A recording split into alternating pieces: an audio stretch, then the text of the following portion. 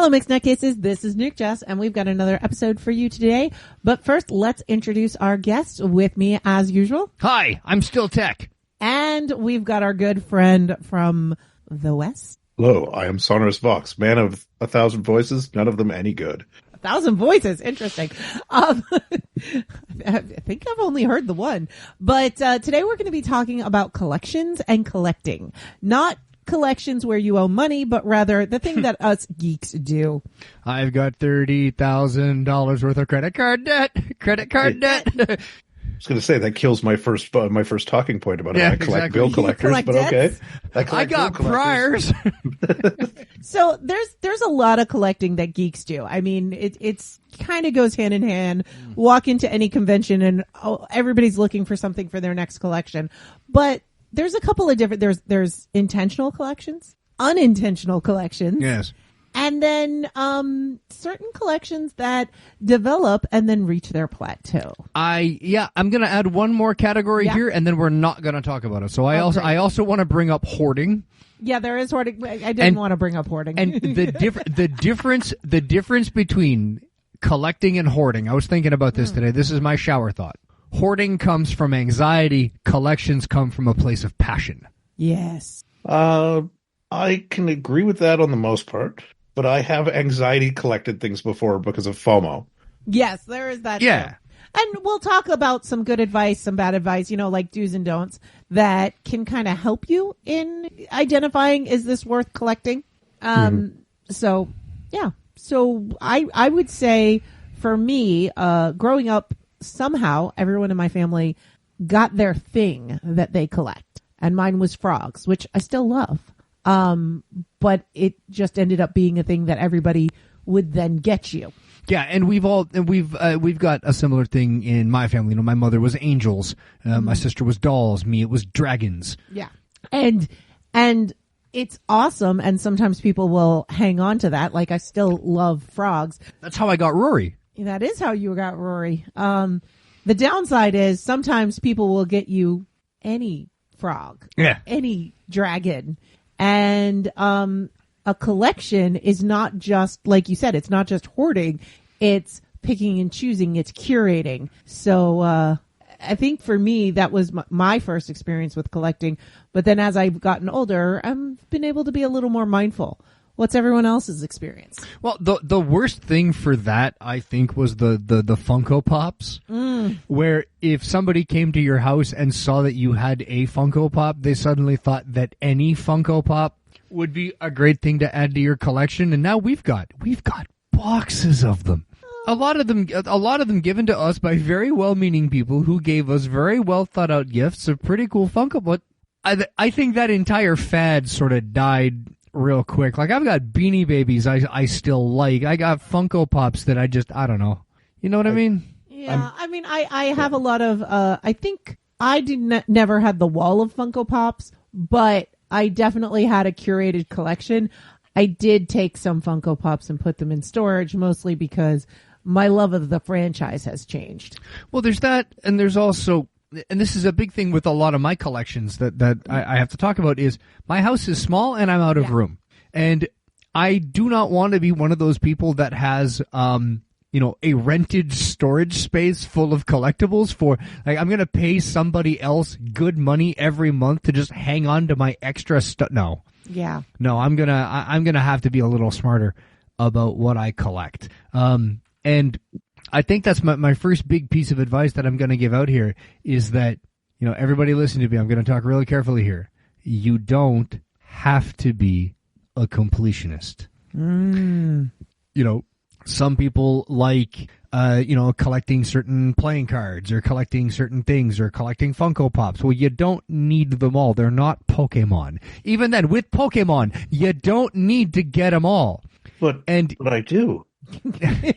But also, I want people to think about this as well, that there is nothing attached to your worth, that you are not any less of a person or any less of a collector because you don't have that one rare Charizard card, or You think you play Magic? Do you have an Alpha Black Lotus? Well, you don't, so I guess you're not really a Magic player. Well, no, but there's like 8 people that have that, so guess what? I'll never be one of them. It doesn't reduce my love of the hobby anymore.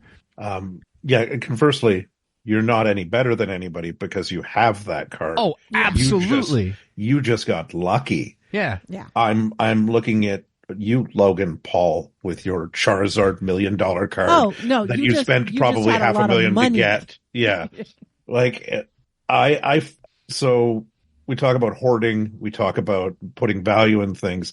I consider, and Pokemon is timely for me for this. I have a thing with collections where I will very much dive all in on a collection if I get into it, to the detriment of my own finances. Or I used to. Still a little bit, but I used to do this quite a bit. And I consider it a lucky bullet to have dodged the Pokemon trend. Like, I dodged a bullet with that. I dodged bullets with a lot of different collections over the years, but then, I'll be riddled with them later on when the new something drops. And I think the other thing to be careful about is retail therapy isn't actual therapy. Because collections are wonderful. Curating a collection that you find meaning in and everything like that, that's a wonderful thing, but it can't define you. It shouldn't define you. Like, that's like the people that are like, their entire life is, I live Christmas. I mean, you got to worry a little bit about that. And I'm not trying to knock people for that either. It should not be the only thing about you that is your collection. If I look at my collections this way. I value my collections. I have things I enjoy. They're nostalgic by and large. But if this building were to burn down around me, as long as I am alive, I am fine. Yeah, that's fair. And that should be, I think that's the healthy way to approach. And if you're there and you're not bankrupting yourself and putting other people at harm by pursuing your hobby, everything is great to collect. Yeah. And I know a lot. I know 2 people, but that's more than you'd expect. 2 people that have lost their entire collections, and they have a hard time getting back into collecting anything after that. And I get it. I mean, it is, yeah. I'm not downplaying how rough it is to lose a collection. I have been very careful in my life to know that my collections are not precious. Yeah. And they're still fully functioning people. It's just, okay. I'm not going to pick up that next item because I don't have anything to add it to. I mean, I have gone full on Gollum for things before where they were very precious. And then I had to sit back and go, okay, I already have a face for radio. I don't need a personality to match. So the thing with me with my collections is, like I said, I have limited shelf space, and I am not buying things to collect them, to put them on a shelf and then never touch or use them again. That is not, I'm out of shelf space. I don't have any more space to put things on. Like, I knew a guy years ago when I was in school that he would buy 10 copies of every #1 comic book that came out because he was waiting for the next Spider-Man #1 and that it would make his kids rich. Every year they came out with those Christmas Barbies. He had a 3-year-old daughter. He was buying her every special Christmas Barbie, and then he had a shelf around the ceiling of her room where he put all the Barbies in their sealed boxes and wouldn't let her play with them. And his idea was, well, they'll pay for her college someday. That is evil. Yeah. And no, toys are meant to be played with, and comic books are meant to be read. And I don't need 10 copies of every #1 comic book for, just hoping for the day that, maybe I'll be lucky and I'll get Spawn #1 when the new Spawn comes out. No, I'm not a speculator. I'm not playing the market with my hobbies. I collect decks of playing cards because I like playing with playing cards. And guess what? I like a fresh deck. Because I don't like frayed edges on my cards. So every now and then I'll rotate through and try another deck. I haven't bought a new deck of cards in a while because, one, I can't find any that I like that much better than the ones I have because I bought all the good ones. And second of all, I'm not playing that much cards right now other than up at my dad's. So I don't need that many decks of cards. I could go on eBay and buy every deck of cards made by the U.S. playing card company, but I'm not gonna. Yeah. There's something you said there that I really like. There's something about collections that you get to actually enjoy.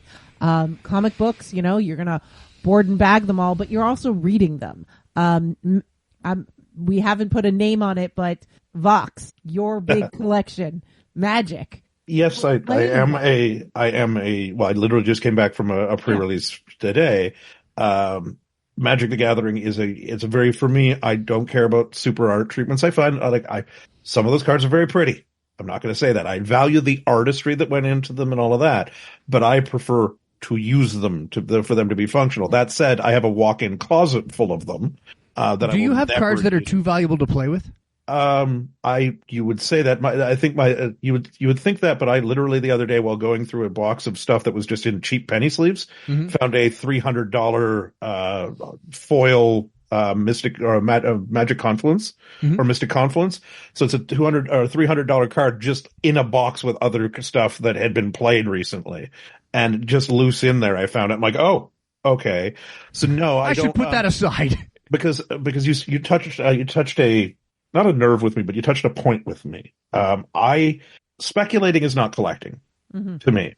The person that buys all of this stuff, and well-meaning parents will often do this. My parents, my grandfather, every year bought Canadian mint coins for like the full mint coin sets, going, these will be worth a lot of money. Give it to the grandchildren. He bought one set for me and one for my brother. My mother has an entire storage space full of this stuff because it might be worth something someday. No, it's worth exactly what's on the coin. It's not, there's no misprints. It's not a double Lincoln penny. It's none of that. But it's well-meaning people will do that. That's fine. You can't play with the dolls thing is a little evil, but it's where you get the people that hoard and speculate. Like Magic is very full of these people that will buy a crate, not just a case, or sorry, they'll buy a case, not just a box. They will buy a box of boxes to go, this will be valuable someday, and sit on it. Some of them are even worse. The scalpers are insane these days, where they buy just like shipping crates full of product and never use. The Pokemon card scalpers at the Costco's, the fist fights that are happening. It's like, this is a game for kids. Why don't we let the kids play the game instead of trying to turn a quick buck on them? Yeah, and you get the other, so I find that to be ruinous a bit, but I'm a little guilty myself when the New 52 came out for DC. When DC had their New 52 event, I was at a point in my life where I was collecting a little bit loosely at the time. I was just like buy a comic here or there, but I'd never really read comics majorly. I know a ton about them because I read the articles about them and stuff, but I didn't really read them. And then I went, I'm going to buy every single first thing that has Batman in it. Because it might be worth something now. I'm going to buy I bought 3 variants I have like Batman #1 from the New 52, the variant cover, and an autographed copy from Greg Capullo, the artist who did the cover art, that I was going to put into a little display thing, right? That's not speculating though. But I also have an entire crate full of first run or the first 10 comics of these things that were in pull boxes because I thought maybe I'll get around to them, maybe I'll read them one day, or they're a little worth something that I've never touched. And I think now it makes me go, well, maybe clean. But that also speaks to my hoarding tendency, quote unquote. It's not really hoarding so much as I collect collections of things. I was going to bring that up as a promise box. This is not an intervention. As the three of us all are on the ADHD spectrum here. We all collect collections, and one of my collections is hobbies. We all have that as well, where you collect hobbies. 100%. And I have, it happened, the same trap years ago. One of the things that happens in my profession is we have these events multiple times a year where the game that's played is golf. And everybody goes and golfs, and I tried it with my roommate, and I kind of enjoyed the sport of golf. And my dad plays. I played a couple times with my dad and my brother-in-law. So I need a set of clubs. And then I start looking at the sets of clubs, and I start figuring out options and doing research, and I stop myself. I'm like, no, I need another hobby. Like, I need another hole in the head. Like, the last thing I need is to be golf guy on top of everything else I already am. I cannot and will not let myself take this seriously. So instead of going to a sporting goods store to buy my clubs, I went to a pawn shop where they had a bin of used clubs, and it was 3 clubs for $10. So I went through and built my set of clubs with my, okay, so none of my clubs are from the same set, and they're all different lengths. So like my 5-iron is shorter than my 9-iron. My putter is monogrammed to a man named Randy. Or inscribed, putter. Not monogram, but inscribed to a man named Randy. I don't know who Randy is, but he's got a darn good putter.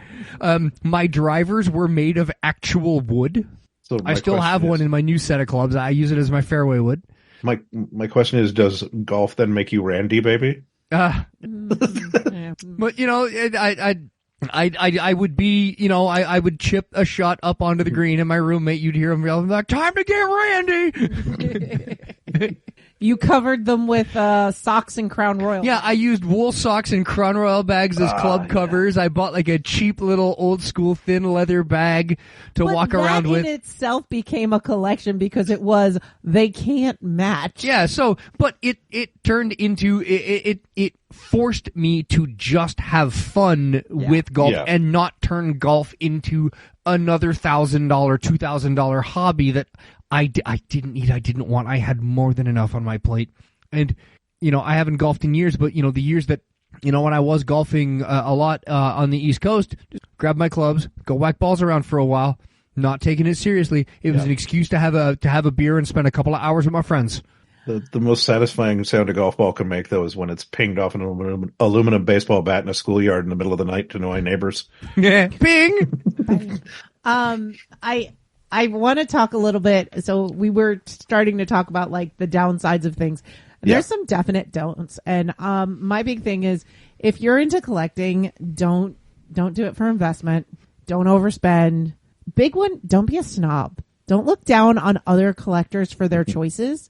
Everybody has a reason that they chose something. Unless they play Tau in Warhammer 40,000, and then we'll have words. Hey, what the heck? The only army I have ever finished was a Tau army. But that's okay, because we can both look down on Necron players. Yes. Boo!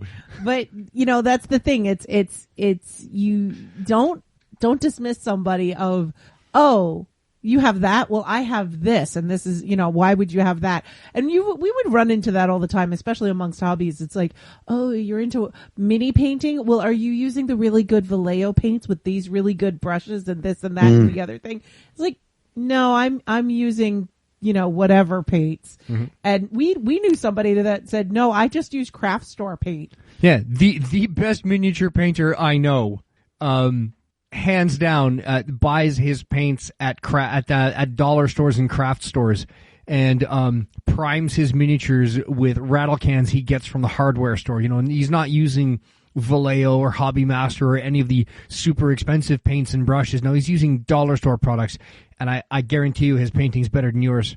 Yeah, because it's, you know, when it comes down to it, it's about the skill, it's about this, it's about that. Oh, yeah. But I mean, you know, don't shame somebody else's.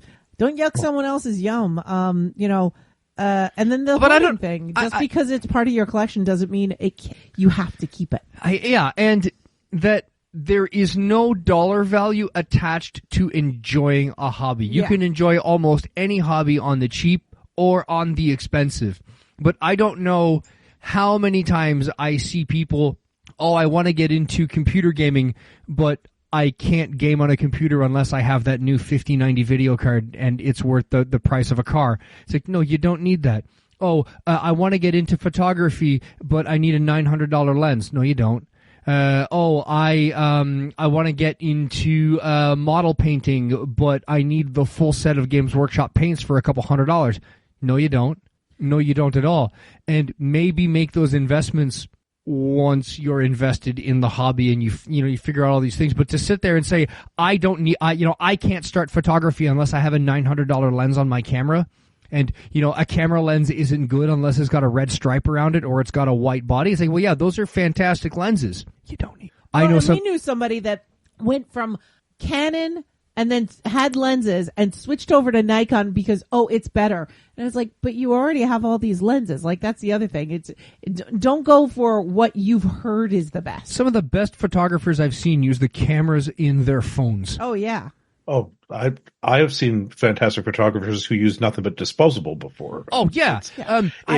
There's even someone I saw who would rip the lenses off of old disposable cameras and had made a bracket to put it on his cell phone. So he could take old school disposable style photographs with his modern phone. Yeah. And it comes down to, I think, one of the very positive things. It's like the converse of yucking someone's yum is the beauty of collecting. To me, especially with Magic or Warhammer or something like that, comes in that it builds communities. Yeah. Oh, yeah. Collecting is community because you can't just find everything on your own. You need to go to other collectors. You need to go to stores where people collect. You need to go to forums. It brings people Conventions. together. And yes, and conventions. And it's always the best interactions are always the ones where you go into it in the spirit of, hey, I'm going to build everybody up around me. I'm going to celebrate. Like when I look at a Magic game loss these days, I used to be bitter and frustrated and angry at every game I played. And I'm like, why am I doing this to myself? My collection isn't good enough. My gameplay isn't good enough. But now I'll put together something I think is art, lose and go, hey, that's amazing. That deck you put together, that showed some skill to do this and that. And it's tweaking that thing about a collection. It's like, oh, you don't have the right thing. No, it's, oh, you're just getting into it. Hey, if you're open to it, I have some advice to help you. Or I love that you've done this. I love that you're displaying it in this way, that you're doing this, because then you're building community, you're building connections, and you're building people up. Yeah. Yeah, no, absolutely. And that's where I wanted to kind of, okay, so we talked about the negative. I want to talk about some of the do's, and that's follow your passion. Oh, yeah. Like, get into it because you're passionate about it. If you're passionate about coins or stamps, yeah, do it. I'm not. So that's not my collection, but there are people out there that are. Exactly. Right? Like, that's my whole point. It's like, you don't collect coins or stamps because you think they're going to make money. I mean, maybe that's a little there, but really you're doing it because you love it. I have many collections and it's because I'm passionate. Somebody talks to me about something. I have a fountain pen collection. I have a lot of fountain pens. Somebody notices I'm using a fountain pen, or I notice somebody else is using a fountain pen. Somebody at work was using a fountain pen, and I noticed. And I was like, oh, that is amazing. And then, of course, we had to talk fountain pens. And it was awesome just being able to connect and talk about it and talk about the different things. And like you said, that's building community, and that you'll find community wherever you are. So follow that passion. I have a small collection of watches. Yeah. And there's nothing like walking around at work and then spying, a piece of candy on somebody's wrist and going, hey man, nice watch. And then, oh, you know what this is? Of course I know what that is. That's, whatever model. It's a really cool watch. And then almost instantly, the next question is, what are you wearing? It's like, oh, I'm wearing this. Oh, watch nerds. And then, then you have a fun conversation. And it happened by complete random at one of our Aikido seminars where somebody came up to me and said, hey, man, it's a nice watch. Oh, thanks. It's this. Here, take a look at it. He goes, oh, I know. I have the same one. I go, oh, you collect watches? He goes, I absolutely do. Here, let me show you some photos. This is the collection of watches that my wife knows about. And this is the collection of watches I keep at the office that my wife doesn't know about. I don't recommend that one. Just saying. That's on par with collecting mistresses at that point, right? Like, to me, it's like if you have to hide your collection, then you're doing something wrong. I think the story with that one is that somebody had. No, it's a good story, but yeah. It's the guy was he worked at a garage, and the guy the customer came to pay, but didn't have the money to pay for the repairs on his car. And then he's like, but I noticed you collect watches and you've got like watch stuff all over your garage. Would you take watches in trade? And he said, well, what have you got? And he pulled up this like beautiful collection of watches, and he went, okay, you know what? Sure, fine. Get your car out of here. We'll consider this a fair trade. They shake hands. He takes the watches. He's like, my wife is going to kill me if she find out I did all this work on this guy's car and got paid in watches. So he just keeps it in his desk at work and never told her. But that's the thing. And the other thing is, I talked about not getting overwhelmed. Narrow your focus. I like fountain pens. I'm not going to collect every fountain pen that's out there. I don't need I like the Lamy Safaris. I do not need every single color Lamy Safari. No, and even on, they come out with 2 new colors a year. We'll look at them. It's like, oh, they came out with new colors. Do you like them? Not really. There's very few that it's like, I have to get that. Yeah. But, finding that focus, finding what it is, and then educate yourself, it's not just about buying the thing. Like Vox said, retail therapy is not actual therapy. Yeah. But doing research and figuring things out. Like we were talking about watches. And by the way, Tech got a really cool watch, a pocket watch. I got a 120-year-old pocket watch from my brother-in-law for Christmas this year. Yeah.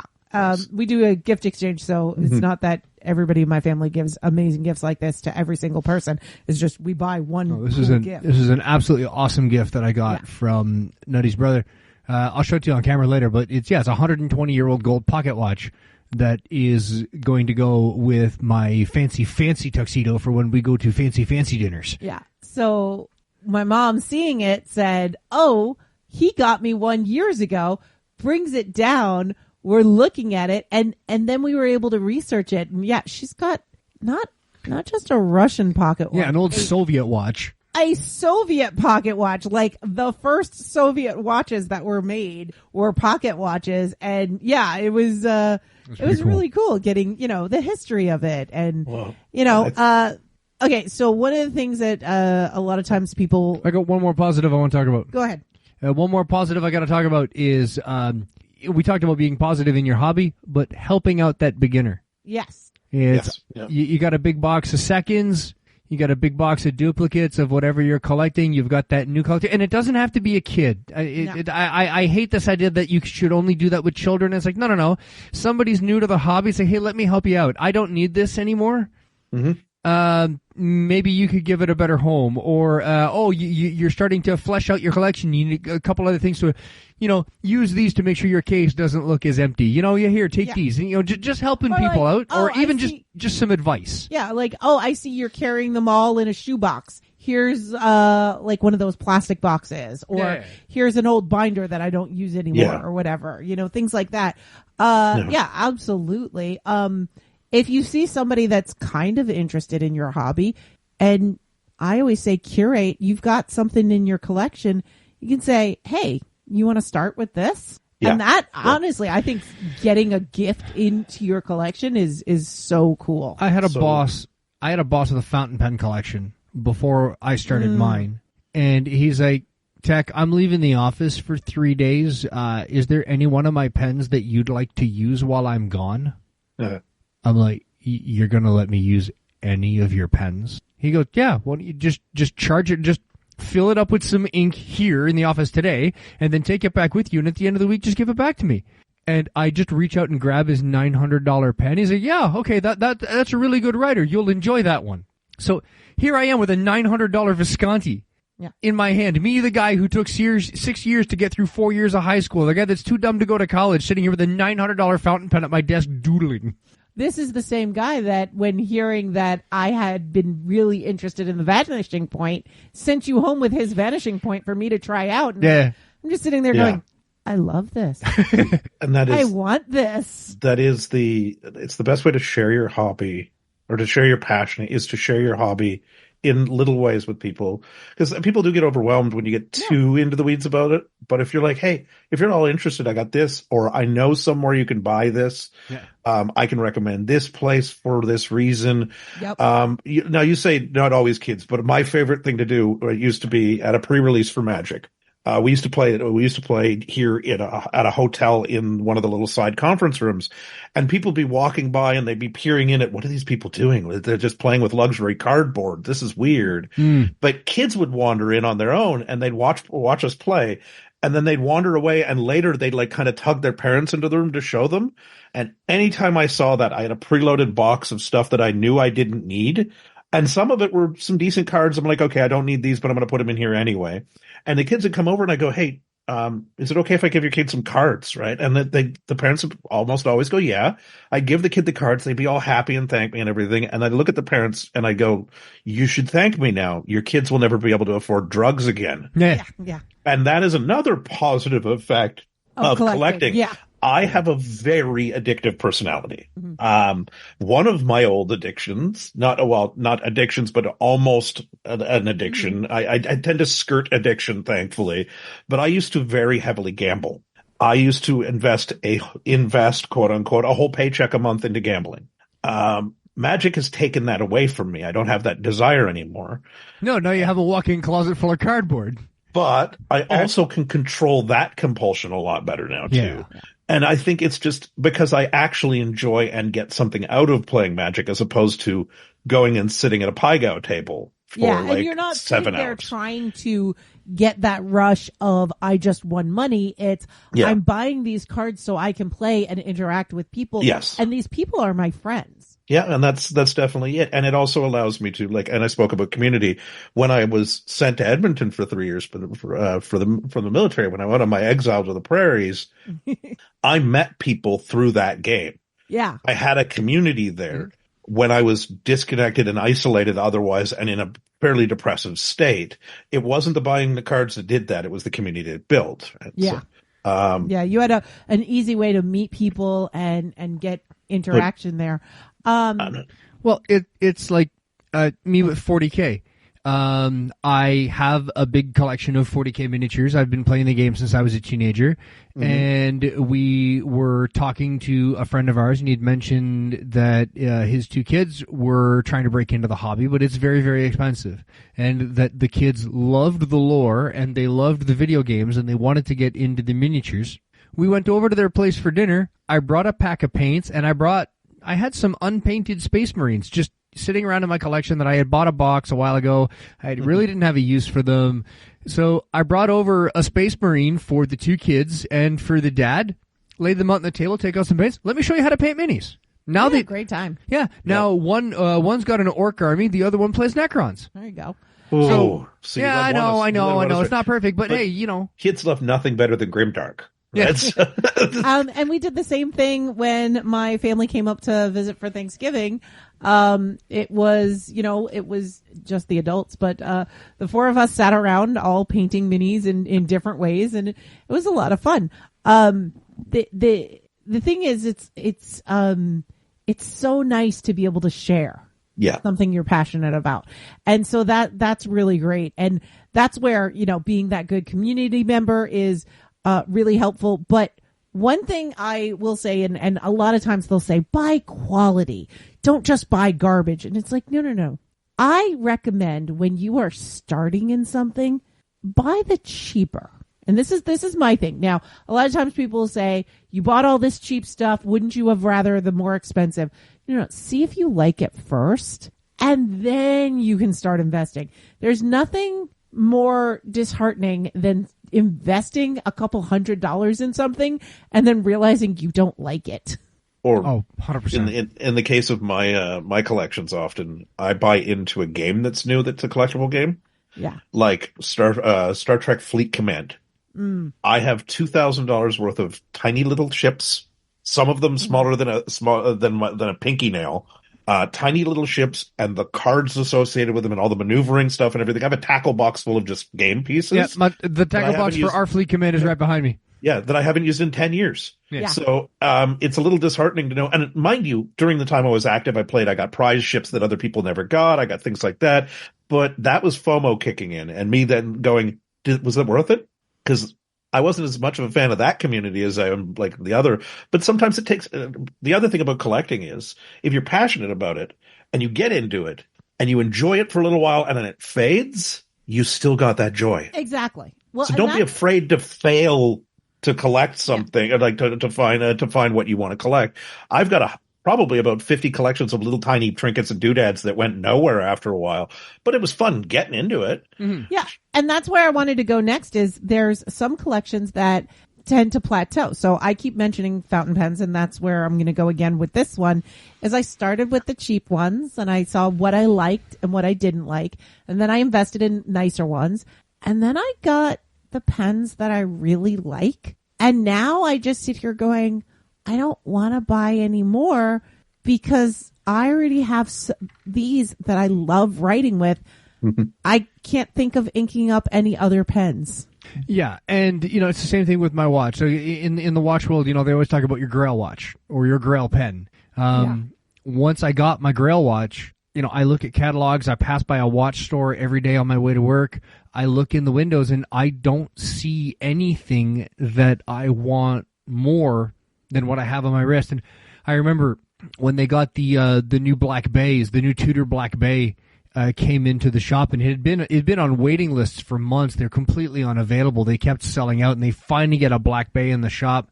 And I take my Grail watch off, and I put the Black Bay on, and I've been wanting one of these for years. And we're talking about a many thousands of dollars worth of watch, a watch I'll never be able to afford. But I'm thinking to myself, I could get this as like a retirement gift for myself, or like maybe if I hit a big milestone in my career, like this would be like the watch. This would be like my final like Uber Grail watch. And I put it on my wrist, and I didn't like it. It just it didn't scratch that itch. Yeah. And that hurt because I really wanted one. And then I put it on my wrist. I'm like, I don't like it. I like the Grail watch that I'm wearing now. I like this a lot more for a whole bunch of reasons. Yeah. And until I find something that feels better, feels nicer, and scratches that itch, I'm just going to keep wearing this thing, which is fine because this thing cost me a lot of car payments. So your collection isn't always going to be that's the soul of collecting, is you find what resonates with you at the moment, what keeps with you, what sticks with you. I have a very large collection of books, specifically gaming books. And these books, this large collection of books, there are books that I have not opened in probably 20 years that I still can look at the book and go, that brings back a memory. Yeah. And because of that, it's valuable. Yeah. I also tend to collect weird little knickknacks like movie stubs and stuff like that, like concert things, because I don't go to many concerts. But it's for me, those collections, they trigger memory.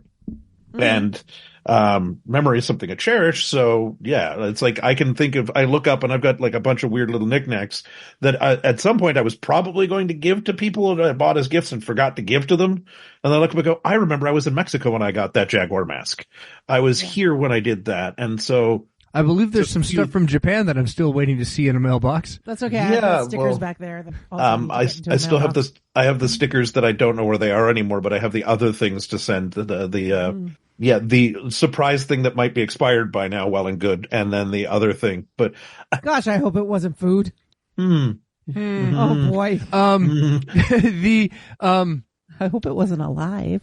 No. Oh no, Mr. Tweets. Anyway, yeah. So a good.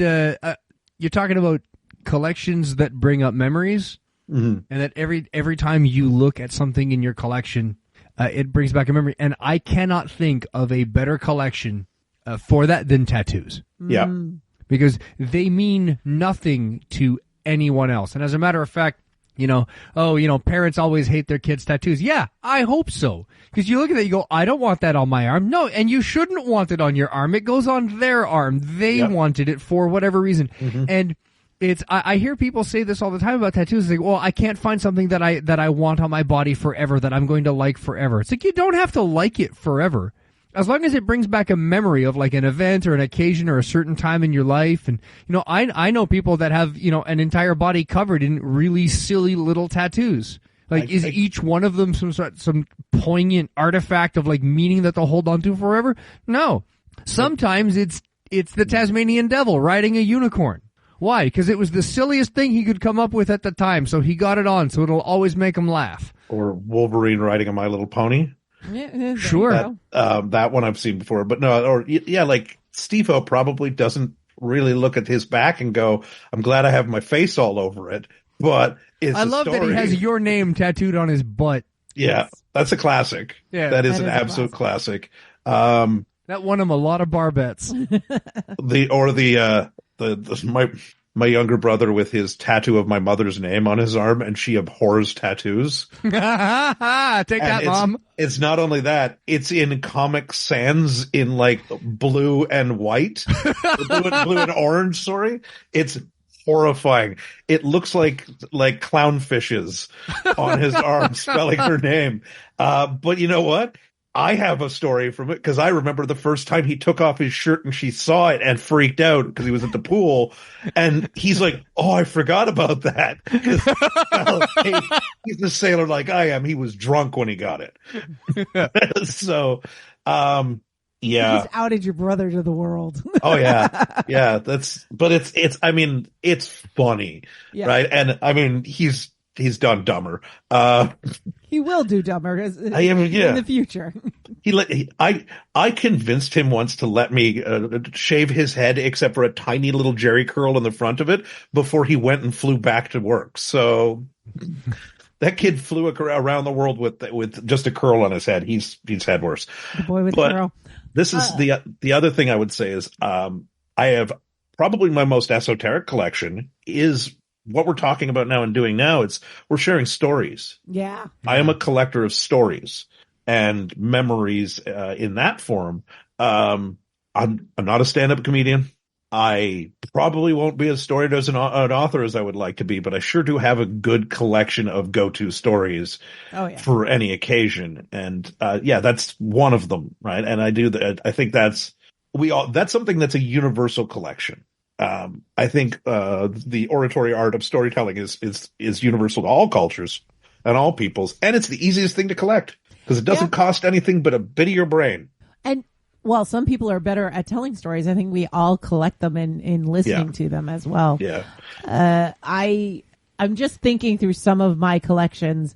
I've got some wooden swords, and I've got some, weapons, and I've got some jewelry and some fountain pens and little figurines and my frog collection and the Legos that are collecting behind me here and the art collection and things like that. I have a plant collection. Oh, my plant collection is growing.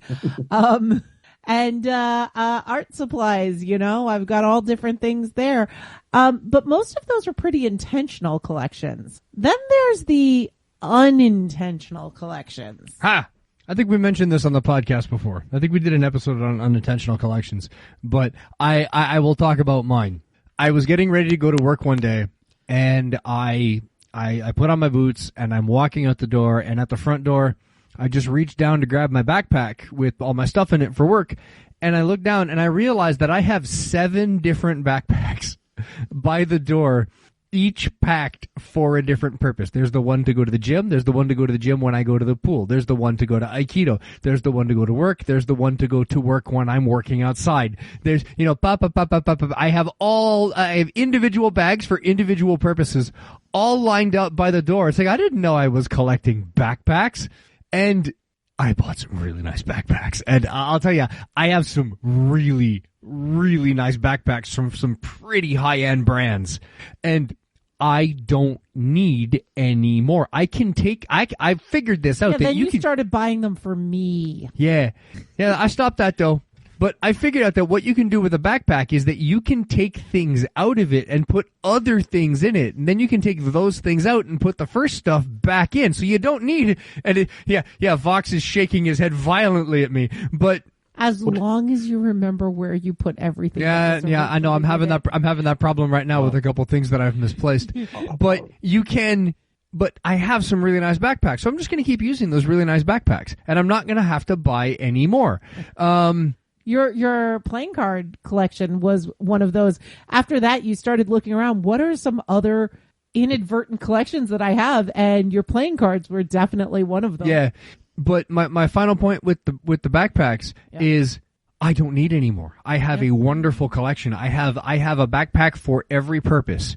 But I still find myself, when we go to an outdoor shop, I always find myself in the backpack aisle, and I start looking at them and putting them on and trying them. And now I'm at the point, I know I don't need it, but I'll pick up like a brand new Mystery Ranch or a brand new Everly stock, and I'm looking at it, and I'll invent a purpose for it. Oh yeah, but when I'm doing this niche thing, this thing would be perfect. I don't have a backpack for that niche thing. Yeah, but I have 7 other ones that are all really good, right? Mm-hmm, mm-hmm. I was going to say, I don't know what backpacks are even for. I have grocery bags for that. Little cloth grocery bags. I have a collection of those too. I've got an inadvertent grocery bag collection. Who doesn't have the old classic collection of a bag full of bags in a drawer in their kitchen, right? I mean, Oh yeah. I have speaking of my kitchen, I have a collection of two things in my kitchen. I have a collection of knives. oh, yeah. Just over the years, I've accumulated a mass amount of not even good kitchen knives, just kitchen knives. I was looking the other day, and I've got like 14 random knives in my knife drawer that are like not like butter knives or anything. This is like paring knives, chefs, like butcher knives, butcher things. For a guy who for 20 years didn't make his own food, I have a lot of knives. And the other thing is I have a collection of other people's dishes. That's an inadvertent collection. That's a good one. So I assume it's from four roommates over the years. Oh. But also getting something in a dish brought to my place and forgetting to return it to someone. That's where I thought it was like you were at somebody's house and you brought leftovers home. No, I have a collection. Amongst my collection, I have several Winnie the Pooh glasses.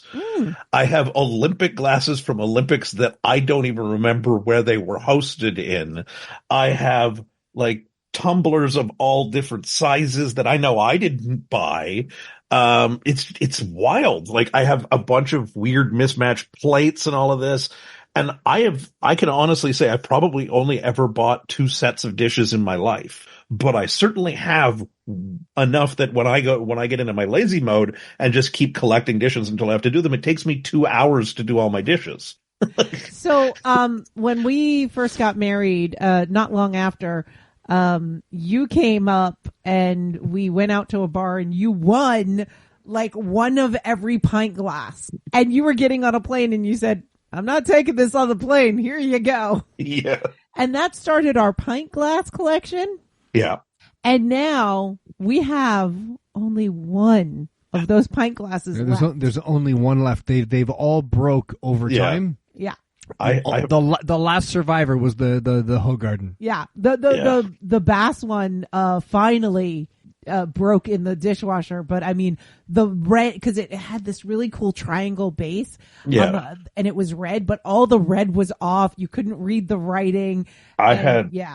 Shot glasses were another thing I collected over the years of just like when I'd sail and I'd go to a port, it's like, what's tiny and I can grab it for a collection and give it to people, but I never gave them to people. I have keychains that I meant to give to people. I had a friend whose wife collected keychains, so I went around the world and got 30-something keychains and never gave them to her. Like it just so that's them my all to her at once. That's my inadvertent form of collecting is I'll get something intending to give it to somebody and not doing it. Like the two of you aren't the only people I bought stuff for from Tokyo for and then forgot to. I have a bunch of gifts for my whole family that I like health charms and stuff like that from the temples. You've actually seen them since. Yes, I have. There's no excuse. Like there's none. Yeah. But that's again ADHD. Right, that's the wonderment of that. You know, we all suffer like from it. I have to reach out to our other podcasting counterparts and get an address so that I can send all the Japan stuff out to you and to them. What I'd like to be collecting is tickets to sumo, but I totally forgot. I have a little sumo card collection. Yeah, we should buy the new set. We should buy the new set. Speaking of things I don't need to collect. You were talking about completionism early on. Mm-hmm. My one nod to I will never complete it, but it is still a cherished thought is when I was a kid, and I'm talking like I was 11 or 12 years old, I got from my 30-something-year-old next door neighbor in a much more innocent era in the 90s when people didn't immediately question why a 30-something-year-old would hang out in the backyard and talk to the neighborhood kids.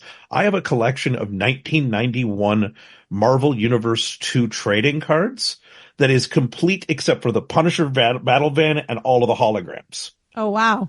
But I still have it because it's that memory of that guy that now everybody be like, that guy's a creep. But he was genuinely just a dude who just had a passion for stuff and probably had some things he was living with his parents, right? And probably had some like social issues or whatever. But he was genuinely one of the nicest guys ever. Also gave me my first ever CB handle. I was Little Caesar because I don't know why, but. You like pizza? Yeah, I think that might have been it. Yeah, but yeah, it's like that collection is interesting. I have all of the almost all of the Star Trek: The Next Generation Defiant, the first TCG they tried to put out, the collector thing. Mm-hmm. I have those because someone that Technos from the past that we knew would constantly challenge me to games of darts and put cards on the line, knowing I didn't own, knowing two things. I didn't own any at first, and he could never beat me in darts. Yeah. And so I won an entire collection of all of the cards from him. And now I just look back and go, oh, he just wanted to have someone else to hang out and play cards with. Yeah, But and that's all that building community. Yeah, that is. I can't count the amount of card games, comic books, everything else that we've got around. I mean, I still have one of my Pog Slammers. It's the O.J. Simpson one. It's really weird. Pogs. That let's talk collections. That why did they serve any purpose whatsoever other than that's cool? Yeah. Well, I mean, the Shopkins were also my niece's Pogs. If we're talking collections marbles, that I don't know. As an aside, on the collections that I never quite understood why, but wow, people are obsessed with them. Pogs, snap bracelets. Oh yeah. Beanie Babies. Labubu's. Labubu's are the current. Labubu's are just the modern day trolls. Garbage Pail Kids. Cabbage Patch Kids were another one my mother almost went whole into for us. Yep. My brother and I, she almost bought a bunch of those. Like I had one that I carried around everywhere. My mother forbade Cabbage Patch dolls because people were killing each other over them. Pound puppies. Yeah. Oh. There's another one. There's Puffalumps, Popples, Care Bears.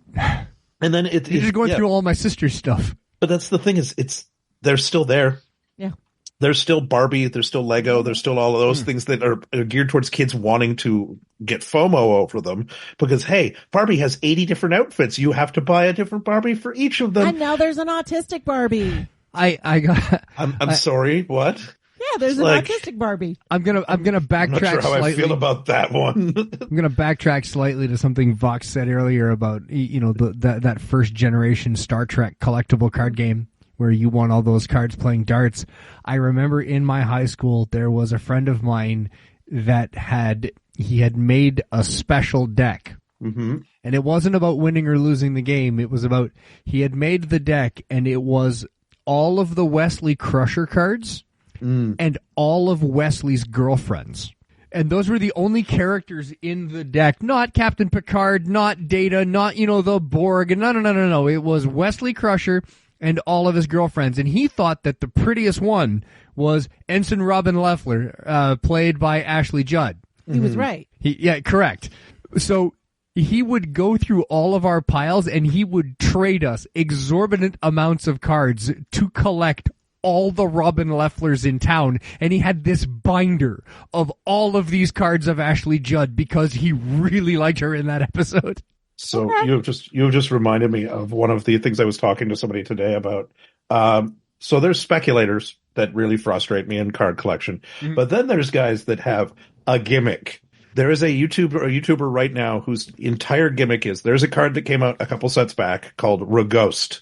Ragost, the Deft Chef or something like that. Ragost is a lobster man who is a chef. This man is collecting as many Ragosts as possible. He has a standing order on a website right now that has 870 of them in the order, and he's waiting until he gets 1,000 available before he buys it. His entire channel is dedicated to him collecting the Lobster Man, and it is glorious. It's like, talk about making your whole personality this. His whole online personality is, I own a bunch of those. Conversely, there is a young lady who does collecting online that she collects harp distortion pedals as her primary hobby. Okay. And she's known as the harp lady. She's just a young lady who loves her harp, does all these weird things. Like she reviews them and things like that. But she also collects one specific Pokemon card, and it's Bonsly. And Bonsly, by the pose on it, looks like it has its butthole out. And she is known as the Butthole Girl because she has hundreds of them in a binder. She does not like this nickname, but Yeah, she acknowledges it. probably not. She acknowledges that is what she's known as because she has hundreds of them. I remember seeing a Look that. Oh my gosh. I remember seeing a video on Instagram of it's a dad. It's at a Magic. Sorry, at a Pokemon like dealer's room. Yeah. This guy goes up to one of the dealers and he's like, he has a kid. The kid is only interested in collecting this one card, and it's like a super common card. No one bothers collecting it, but it's his favorite card. So the dad had a whole deck of them, and he's like, can I give you this one? And then when I bring my son through, can we go through like a whole thing where you like really give me a hard time and we have to like haggle, but you finally let me have it, and then I can give it to my kid? Because he kind of wants to play, he wants to go through the whole experience of like haggling for cards, but the only cards he's interested in, nobody carries because they're not worth anything. Yeah. So the dealer's like, oh yeah, absolutely, that sounds like fun. And then the kid comes up and he's like, look, Papa, look, they have the card. And, my kid wants, I can't let that one go because look, it's special. It says Pokemon on the back. That's a really rare card. Like, I can't give it to you for less than $1,000. And then they haggle, and he finally gets the card for his kid. Anyway, it was super sweet. Mm-hmm. I find that to be that again. That's about that community building experiences. Yeah, it is just there's the Pokemon community has a couple of people online that are especially beautiful about that. Where their whole thing is, oh, you really like that one? Look, I know it means something to you. Here, have the card. Somebody gave me a couple of these to donate to kids to do this or whatever, and it's lovely. I saw one where it was a woman going around, and again, she just likes one particular card, and she was like, oh, no, that one's really cool, this, that, and the other thing. And she does a trade, because trading's a big deal. So she trades, and she opens up this shoebox, and they're like, you're keeping all your cards in the shoebox? Yeah, no, it's fine. He's like, no. And in the trade, he goes, I'm also going to give you this binder. Yeah. There's a guy on YouTube that has a whole video series. I'm going to sing the song. I'm sure many of our audience knows it, where he holds up a booster pack from like years ago, and it's, should I open it or should I keep it sealed? And then he rips it. He always rips it open, and he goes card by card, and it gives you the dollar value of what each card is worth. So he paid $300 for this old booster pack. He opens it, and then the rare card is worth $10. And it's like, I guess I should have kept it sealed. It's like card packs end up being like Schrodinger's cat. Oh, absolutely. Absolutely. But Schrodinger's booster pack. For Schrodinger's booster pack, exactly. So we're going to wrap this up, and this has been a lot of fun because I think that we all have our own little collections, and you can collect, we talked about lots of different things. Pint glasses. I collect kitchen utensils, there's a million different things that people collect. Heck, I collect spices. And what I want to know is I want to know what our listeners are collecting. What are the collections that you are excited and passionate about? Tell me, what are those collections that you think, it's a weird one, but apparently I'm doing it, like I'm collecting backpacks. I'm going to rapid fire around one last type of collection that we all have. Yes. So you have one piece of electronic equipment in your house somewhere that requires one special adapter or plug that you lose.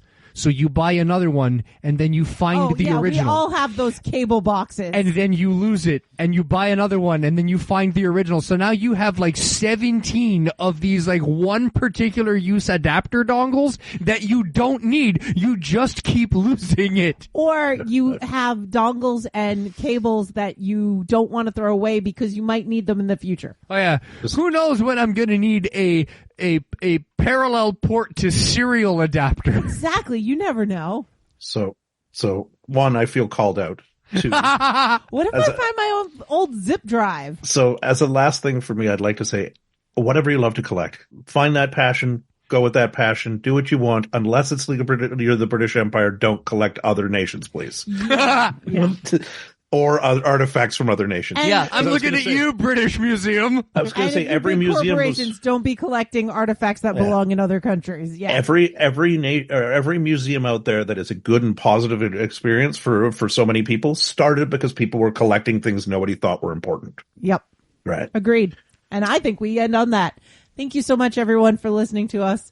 And let us know, what are you collecting? Goodbye, everyone. Bye, everybody. Bye.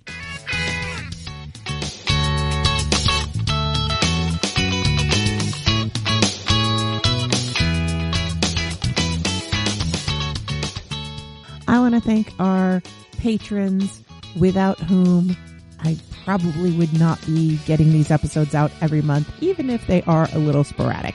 But thank you so much. You are doing the good work, and you are joining me in taking all of what I'm earning with this podcast, and we are putting it towards charitable donations. So I really appreciate you being on board to make the world a better place.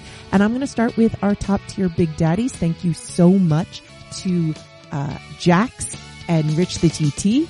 Thank you. And then to our patrons of the arts, I want to thank the Encaffeinated One, Susanna, Melissa, Mark Cabot, and Hugh. And as well as Kaylin. Thank you so much for being patrons of the arts. And to all of our other patrons, I want to thank for being the lifeblood and keeping things going. You are the reason that we are here. Thank you to Shane, Selganor, Mike, Kinsey, Ken, Ian, Harold, Steven, the Radical Geek, Greg, Zachman, Will, and Uncle Monster. So thank you to Cliff. Thank you so much, all of you.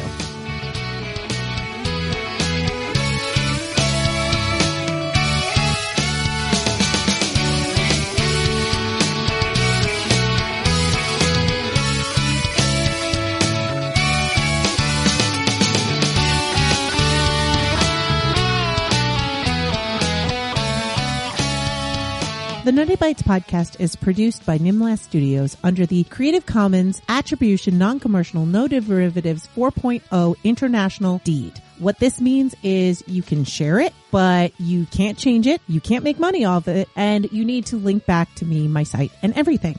We live at nimlast.org. There you can find links to social media, Discord, our Facebook group, Patreon, or you can call us at 347-NUTTY-42. We do not consent to having AI scrape, learn from, or repurpose the Nutty Bites podcast.